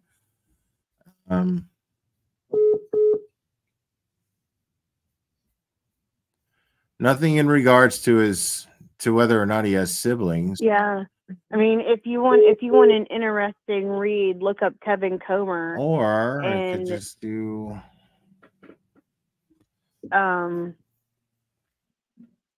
and his criminal charges for trying to derail the sheriff race in Jackson County in 2020.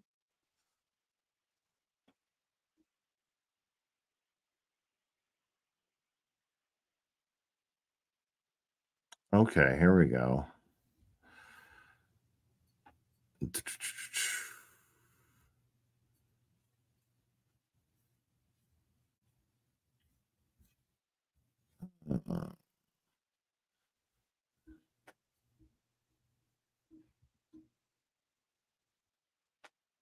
I know I'm in the right spot. If he's got siblings, this will tell me.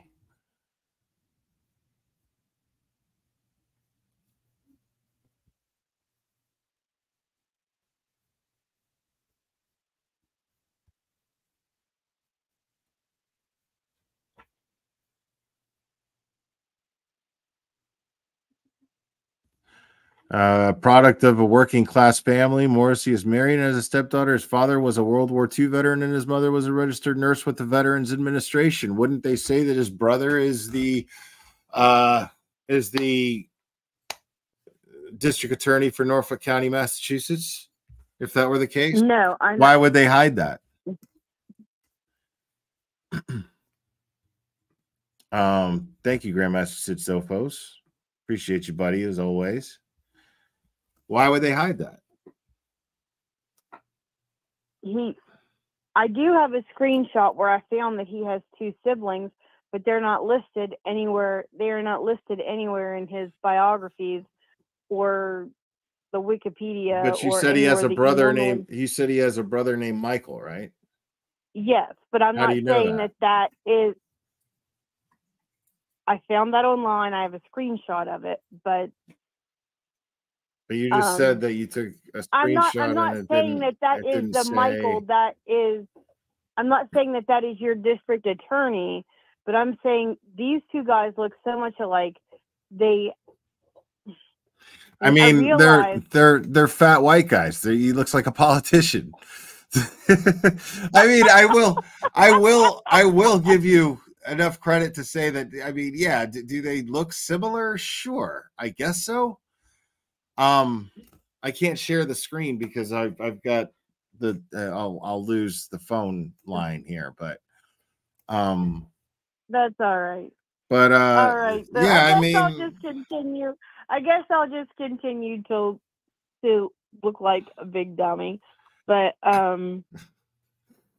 I mean, I'm sorry that you look like a big dummy. You know, I'm just, I mean, you got it bad enough from Turtle Boy. I don't feel the need to add to it, but I mean, you should probably just like you should. Oh, actually, he wasn't that bad. I Okay. mean, I've heard him give it to others, and he wasn't that bad to me. Actually, I mean, I still love him, so he wasn't that bad to me. Okay. I mean, So- yeah, this you just got to understand. Like, there's nothing there, So, there's a lot of other stuff to worry about than whether or not this guy who, according to you, is involved in corruption and he's in a state, not even in Massachusetts, he's in West Virginia, and Right. you know what I mean? Like, okay, so then what? You know what I mean? Like, let's just say it turned out to be true. Then what? Then what? Then I would absolutely organize a standout. Okay. Like in front of his office. Okay. And everyone's saying Why do a standout anyway. Yeah, I'm saying it. If you're worried about corruption, if you're saying that this guy is corrupt and you could prove it, if you could prove it, then why would it be difficult for you to organize a standout for that? Why does it have to be about Karen Reed? That's what people are asking. Oh, I have.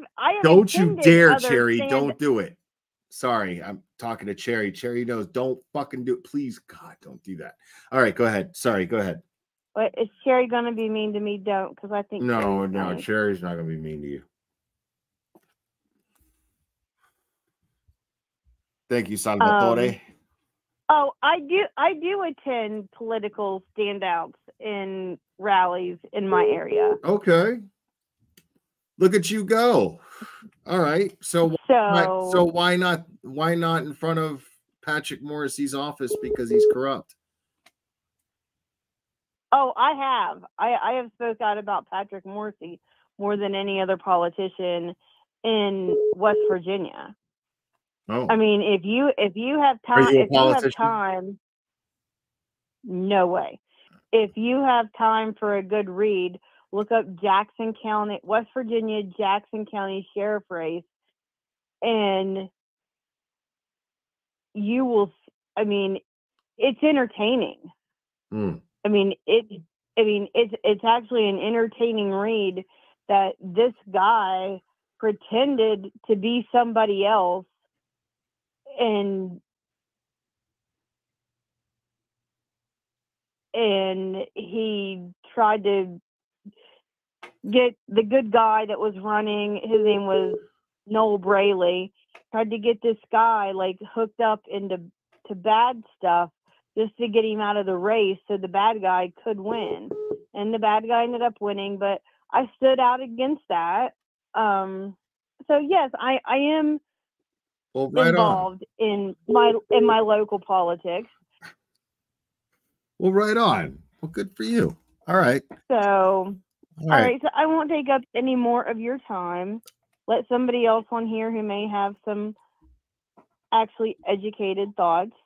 And I just did my ADD all over your show. I do it the rest of the time, so it's all good. All right. Thanks for calling. All right. Bye-bye. Thank you.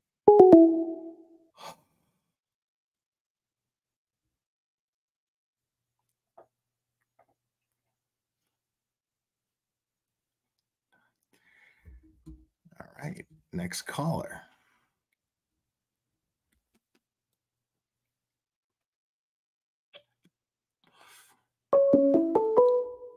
Here we go. Call from. You're on. Who am I speaking with? Oh my God. Hi, Will. It's Suzanne. Hi, Suzanne. Can you hear me okay? I can totally hear you okay.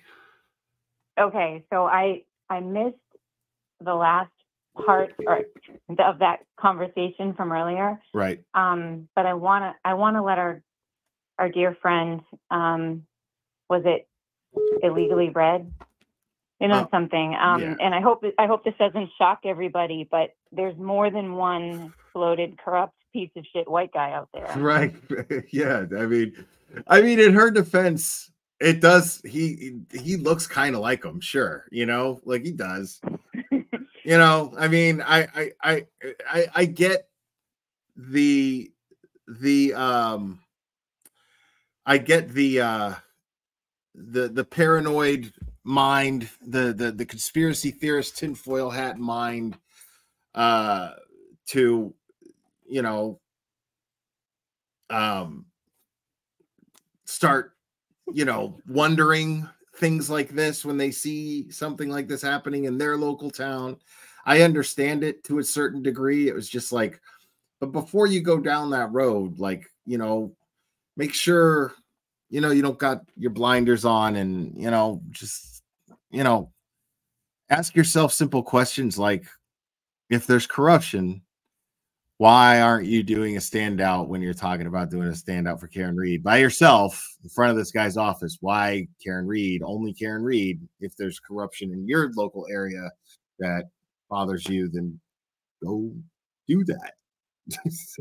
Well, hopefully that will be, you know, hopefully our friend will chew on that for a bit, because you've got a lot of people right here, right now, including me and probably Mizzy in the chat, that were right there for Morrissey's thing the other night, and they do in fact all look the same. Is this Suzanne Cleveland? Yeah. Oh, okay. Holla. All right. Holla. Yes, Cherry was yelling at me in chat to ask if this was Suzanne Cleveland. Okay, yes, it's Suzanne Cleveland, Cherry. Hi, we need a big group hug online. So we're all trying to get mentally ready for the big hearing tomorrow. And speaking of blinders and tinfoil hats, it's going to be a doozy, folks. Okay, yeah. Tell us about this this divine fellow, since I've got you up here. Oh, well, do you have like another 3 hours? If you can like give me the 5-minute version, I'd be greatly appreciative. Yeah, so Cherry's got a lot of documentation on that in case you guys have some extra time. But okay, so he is a lawyer. Okay.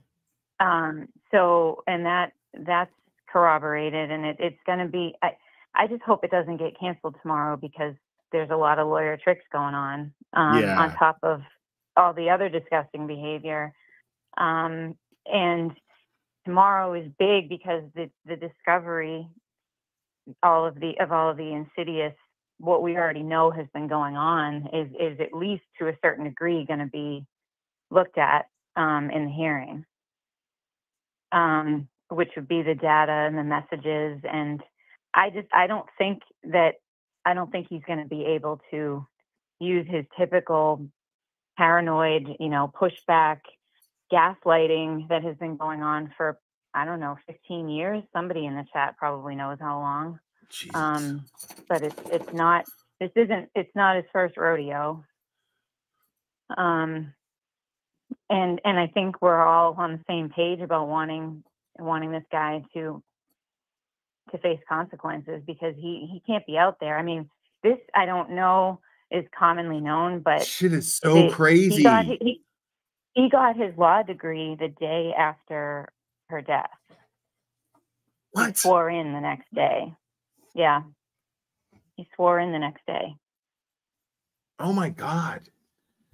This is the most, like the Sandra Birchmore thing is so infuriating, every aspect of it. And it's what it is it's scary. Like, it's genuinely scary. You're talking about predators that have just not only hidden behind the system, but have manipulated the system to work in their favor to protect themselves from any consequences. It's fucked up. Well, and use it to I hate to say the word, but like shop for victims. Right. Yeah. Yeah. They used it to actually, this is insane that this is happening. it's totally insane, Will. That's when you showed that, thank you for showing that clip earlier with the gentleman who was speaking out on behalf of his daughter. But what I want to point out, in case I might have missed a while of you speaking on that, but what I want to point out to our viewers is that was a badass, big, tough dude, actually confronting and intact parents both fighting for that girl. Yeah. So think about there not being two fighting, strong, intact parents in order to advocate for their child. Well, and think about, where would this think already people are already talking about Sandra Birchmore, right? Now, I shouldn't say already as Thank though God. Yeah. Right. I shouldn't say that like it's happening so fast. No, finally people are talking about it. But the thing is even with so many eyes on this now, you still have these people with the possibility of operating and using the very same system to continue operating, consequence free. Well, that's what we need to. You still have this fear. That's why we need to fight. And Yeah, we're all looking right at it. You know what I mean? We're all aware of the evidence. We're all privy to the evidence. We can access it, and we're looking at this and we're going, this is clearly a problem, and they might just get to and they'll boldface just fucking put their middle finger in the media's face and go, yeah, fuck you. What are you gonna do about it? Well, and that's where I'm coming in hot tonight, because I'm waiting for tomorrow, and I'm thinking to myself, we know all of what we know, and I've sent you and Sherry like voluminous files on all of what these guys have been up to, and the idea that there could be a 2-hour hearing and we're going to watch him do what he does, and the idea that any of these motherfuckers could get away with it is not. It just can't be that way. It just literally can't even. It's just wild, man. Yeah, I'm definitely going to be going over You and Mizzy only had, what was it, 3 hours the other night, and we were maybe 10% in to the other layers for of the story. sure. Yeah, I'm going to have Mizzy on much more often in the future. But we're definitely going to discuss. I'm going to be going over the hearing tomorrow. But yeah, definitely we're going to talk a little bit more about this Robert Devine guy. Because this is just insane to me. That this is again, it's these people are fighting for they don't even have enough face to just be like, all right, we're going to step down. Well, I mean, he's already been knocked down quite a few pegs, but it hasn't slowed his roll. In fact, my theory on the whole him getting demoted and then taking over the Explorer program was the hatching of a supervillain. Right. Yeah, that's a great way of putting it. This is crazy. And it's almost as if there's more to it. Because I wonder if there's money involved. Now, again, that's my there has to be. How are they affording? Or how are all three affording these, $600 an hour lawyers? Right, and I'm feeling like what they're fighting for is more than just their freedom. They're not fighting for their credibility. They don't care about it. They're fighting for the ability to continue operating. So what do they have to lose by just being like, hey, you know what? Fuck this. It's not worth it. We'll step down, and just fucking fall from grace, move to some fucking obscure town and do some fucking desk work somewhere, or whatever. Something. Oh no! Well, there's going to be catastrophic consequences for a lot of parties. Well, what I'm saying is the only thing that I would imagine that they have to lose is money. There's money being circulated in this. There's got to be. You know what I mean? Oh yeah, for sure. Right. I'll definitely send you guys some more. This is a There's trafficking a paper trail case. On that. Yeah, this is a trafficking case. It's a trafficking case. And I don't know if you and Terry and the rest of the viewers are privy to, some, people have talked about the fact that the FBI is involved and that the, Attorney General is involved.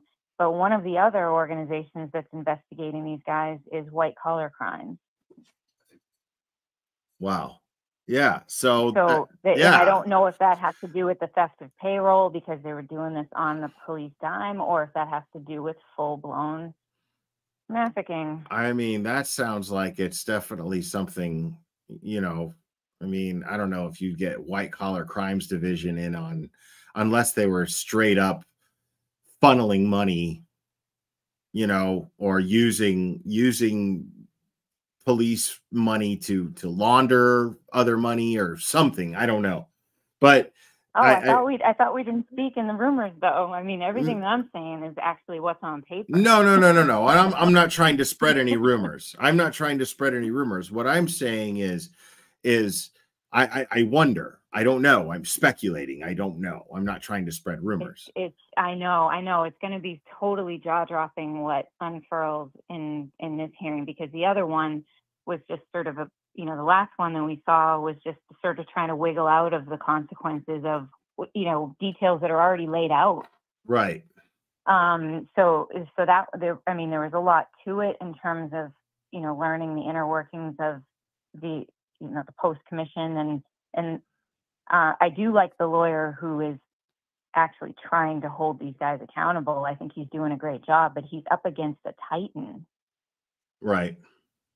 There's just so many layers that they can get behind and so much impunity. And Robert Devine knows it. I mean, I think I almost feel like he got his law degree in order to cover that. Right. That's what I'm wondering. I mean, the timing seems a little convenient, like, could he just see this unfolding and then just being like, okay, well, what do I do here? Well, if I get a law degree, then I could just, I can make sure that I come out of this squeaky clean. Oh, and you're really going to hate what his specialty is. What is it? Tort law, and this is a tort case. Okay, what does that mean?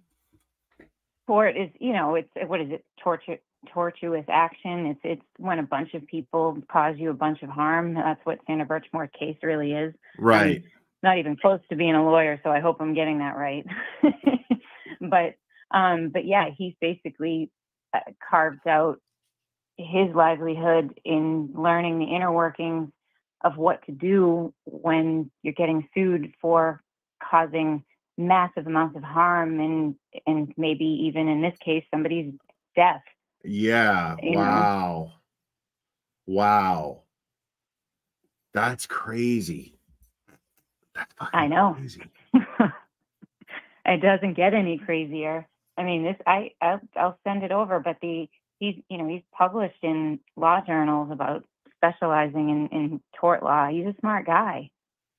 I hate hearing it come out of my mouth, but because you don't want to give anybody any credit for being maniacal and disgusting. Yeah. So this guy ends up taking over the Explorers program.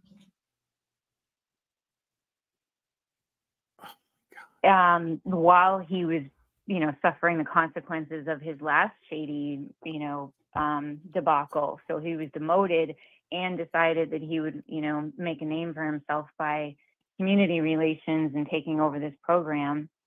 There's a lot of layers. And while getting to know his understudies, who we obviously know what they've been up to. All right, so Cherry Googled torts. Torts are civil law that governs actions that cause harm or loss to another party. Okay. Oh, so I kind of had it right. Yeah, pretty much. Yeah. I mean, I didn't have any idea what it was. So, wow. Yeah. We're definitely going to be going over that tomorrow because I'm definitely invested. This is the fucking strangest thing that, like, this whole everything that's going on in Massachusetts to me is just the most Twilight Zone-ish shit that I've ever seen. I didn't even know that could be real. It really, really is. It really, really is. I mean, the standout the other night was, it was surreal, and there was, a lot of positive feedback. We didn't really, even the detail cops were vibing with us, you know? Right. Yeah, man. And you got to wonder, man, why more cops aren't speaking up, you know? Well, they can't. It's not safe. I mean, you were talking about the guy pulling that dad into his office and brandishing his weapon. You think that doesn't happen as part of that here, or you think somebody doesn't pull out a file? Well, that was my point of bringing it up. That was my point of talking about it. Was the fact that this happens fucking everywhere. You know, that's the point of me bringing up the Long case that I covered years ago. You know, this kind of fucking bullshit happens everywhere. The only thing that gets anything done is people being sick of it. And well, it has to be like everybody, because it has to be everybody. That's why I brought that case up, is because there wasn't enough people. Even though there was thousands of people talking about it, it wasn't enough. It didn't change anything. It did nothing to help that child. And which is terrible. I mean, and obviously Sanders no longer with us, but there are definitely other victims in this case. There's no doubt about it. And there have already been victims that have attempted to come forward and got smoked out by intimidation, fear, you know, probably have lost their minds, if not, you know, safety and freedom. No. And none, it can't happen anymore, you know. It just, so that's what's going on right now. And tomorrow I don't think anybody's ever sat in on a post-commission hearing until these motherfuckers. Right. We're making history, and it's pretty awful history. Well, I mean, you're not making the awful history. You know, you're making great history. Yeah, we're trying to break the pattern. Right. And there are other cases of this explorer, you know, phenomenon nationwide, and they would make both of y'all's skin crawl. If you, there's one in particular I think I sent to Terry that is The Secret Life of G.I. Joe. I think it was a Michigan story, and this guy, because he was military, he was a serviceman, like all three of the guys in this case, right? And came back as a war hero, but came back and took over this program, and he and his wife both completely spiraled and terrorized their entire region with his predatory behavior, and her, you know, she was extorting money from the program. God. And it ended extremely tragically for a lot of parties, and we don't want a repeat of another story like that. This one is already tragic enough. These guys need to cut the shit. Right. And allow for any other victims to heal and recover from this. And the only way they can do that is with total safety from the entire, you know, county and state. I mean, I saw something on Facebook earlier about one of the troopers who basically tossed out the there has to be the SA investigations. She was at Morrissey Singh the other night. Wow. I mean, that's the other thing, and unfortunately, we're talking about Massachusetts here, but you know, there's got to be more victims. You know what I mean? There's got to be, but yep. You know, the question is, if they don't come forward, you know, what happens? Can there still be justice if victims don't come forward? And you know, with what I know about the stuff that took place with the Catholic Church in Boston in the 90s, you know, it was hard to get anybody to come forward.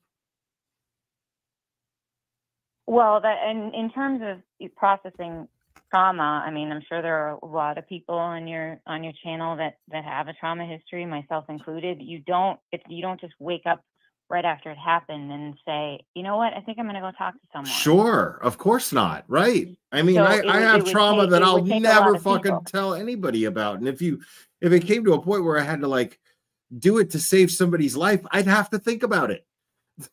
Well, You know what I that's mean? basically how, that is actually how anybody is coming forward in this case, is that they're seeing it unfold in the news and they're getting that pit in their stomach that is saying, holy shit, Right. I knew her. And that's what I'm I trying to was say close is to that situation. I'd still have to think about it. I can't honestly sit here and go, yeah, sure. I'll blurt out and tell everybody. Well, and it takes the support and the hard work of basically everyone around you to even get you to the point where it's safe to do so. And in this case, these guys are actually really, and I'm not even right. I'm not even talking about anything that might be embarrassing. I'm just saying I'm a private guy, like certain things that I have dealt with that has caused trauma. We all have that. I'm the kind of person that is not quick to talk about it. You know what I mean? Like I could talk about my mental health issues more or less, but I can't, like, you know what I'm saying? I'm not going to get into like real deep personal fucking shit. You know what I mean? So to get somebody on to talk about something like that and open up that way, much less something that could be construed as embarrassing for them in their own mind, which even we all know that's nothing to be embarrassed about, but they might feel that I can't even truly begin to imagine how difficult it would be for them to come forward and talk about it. Well, and add that difficult processing, add on top of that, being gaslit and terrorized and intimidated by guys like Farwell's. Right. Yeah. And that's where all that grooming comes in, because a big part of that grooming is that shame, making them feel ashamed, just in case they talk or something like that. You know what I mean? It's so bad. It's so bad. Well, this is where the the discovery and the data and the pictures and the God knows what comes in, because all of that is on purpose in order to terrorize and extort and to keep people in their place so that they don't feel like they are emboldened to actually get to a safe space and do anything, because you can't live like that, And these guys know what they're doing. Totally. They totally do that. And I've talked about predators for years. And one thing that I've always known, that I've always noticed, is predators.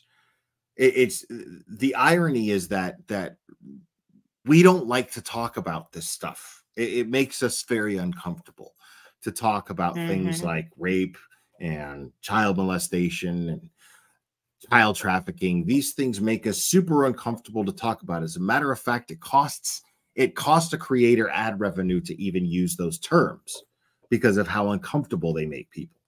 But the irony is that these predators use that in order to operate. They hide in those very shadows that we create with our discomfort in talking about it. Nobody even wants to bring it up. Nobody even wants to talk about it. Nobody even wants to face it.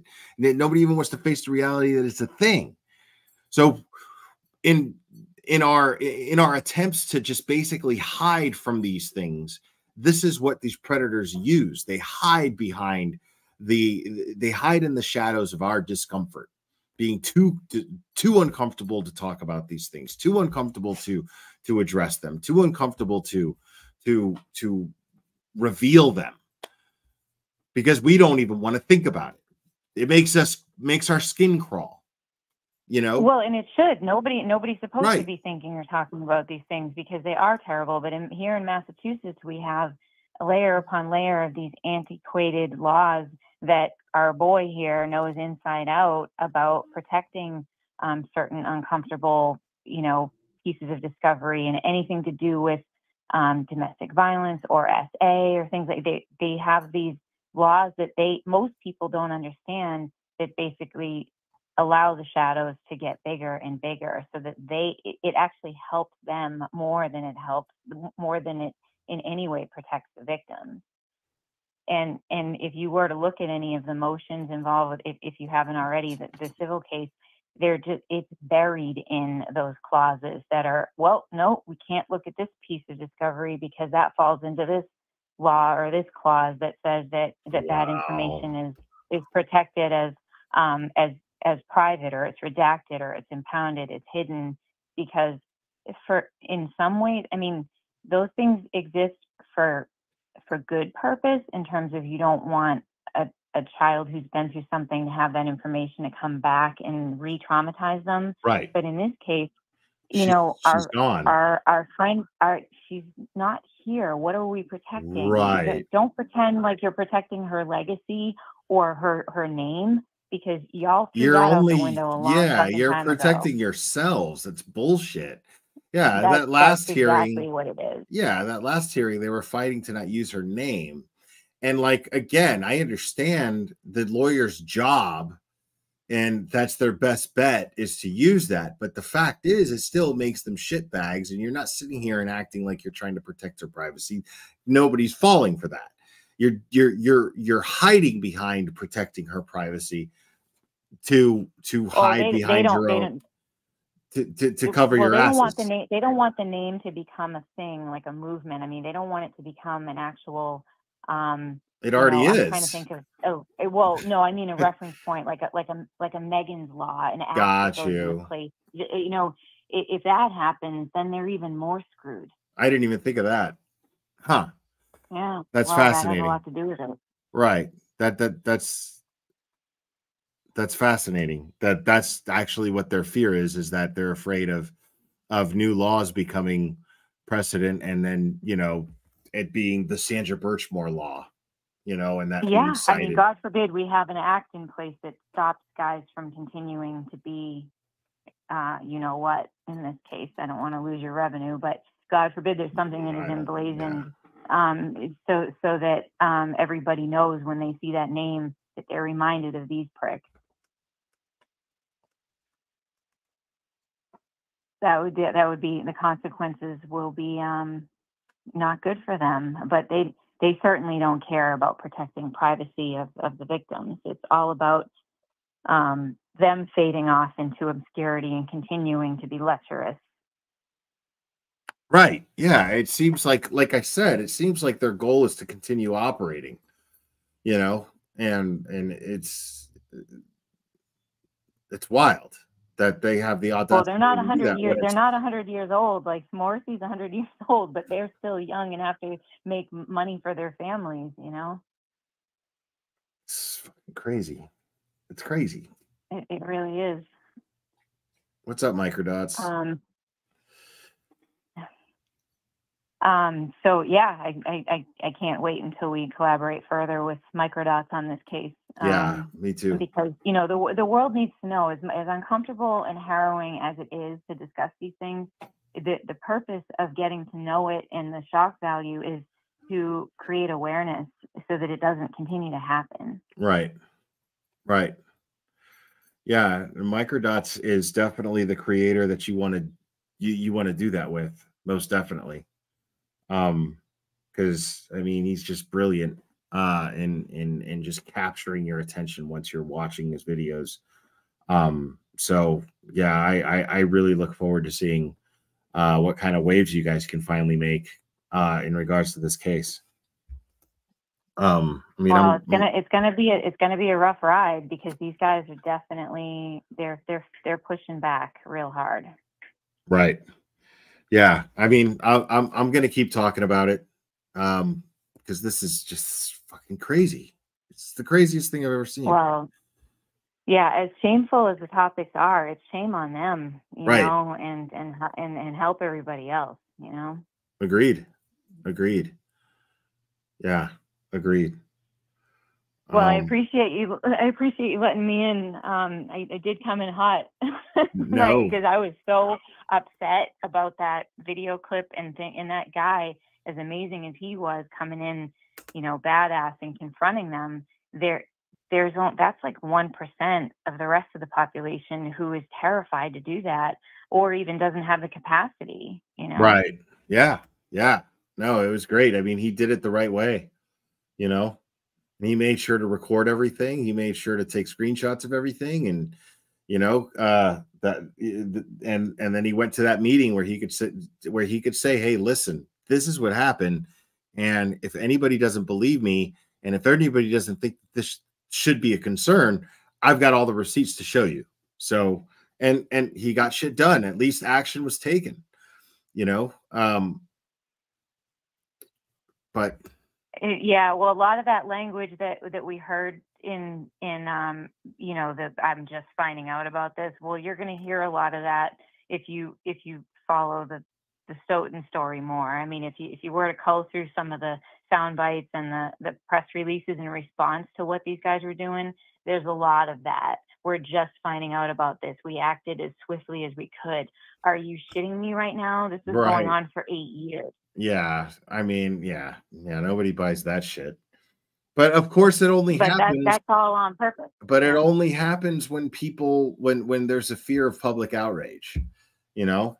And so it's, you know, I have no doubt in my mind, considering how the actions that are being taken with these very people in the Sandra Birchmore case.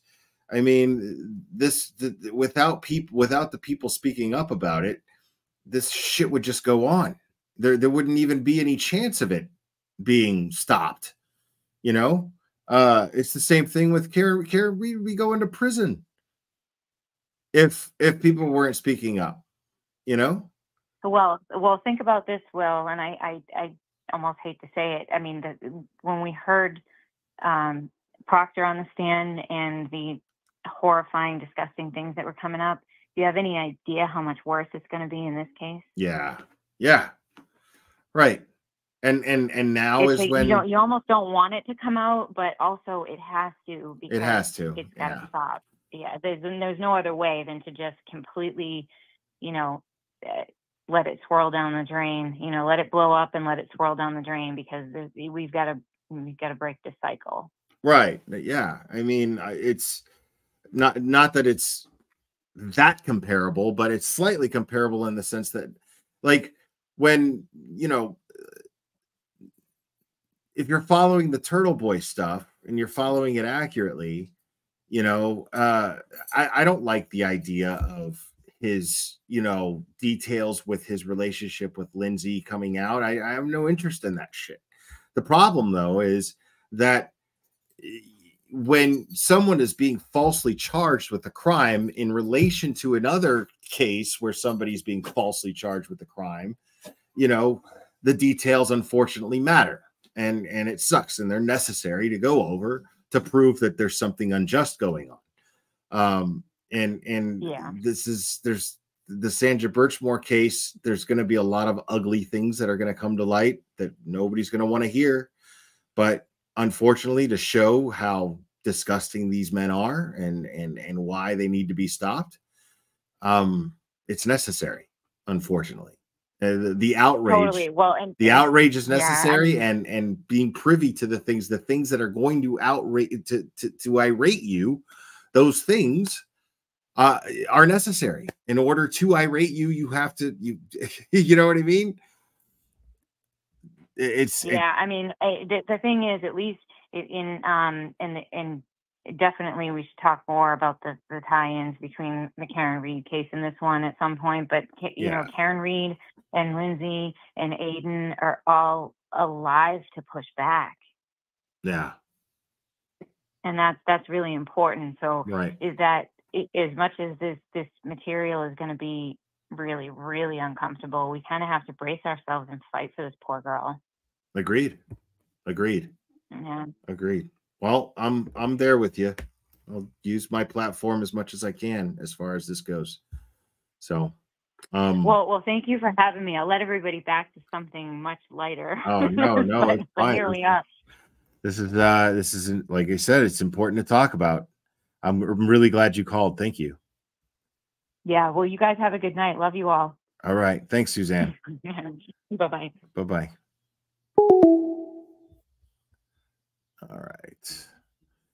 All right, folks. I think that's going to be it for me. I didn't expect this to be a very long stream, and thanks to those of you who came and hung out, man. I know there wasn't a big crowd today, but you know, again, I timed this live on the fly and didn't consider who else might be live, and so for those of you catching the replay, I appreciate you. But those of you guys that are here live right now, man, it means the world to me that you guys are here. So thank you guys so much. Yeah, man. I appreciate all my callers. There's a little bit of weirdness going on in some of those calls, but Suzanne came and saved the day. But yeah, so tomorrow 9:30 a.m. I'll be streaming the case involving Robert Devine in the Sandra Birchmore case. And Suzanne was basically saying it's going to be a doozy because there's going to be a lot of stuff that comes out there. So hopefully. So big shout out to Suzanne and a big shout out to Mizzy as well, who's these folks work as far as the Sandra Birchmore case. It's unprecedented. So they have been relentless, and finally people are becoming aware. So guys, I am going to wrap this up. Thank you guys so much for hanging out with me. You guys are absolutely fantastic. You're amazing. I love you guys very much. And we will do this again very soon, my friends.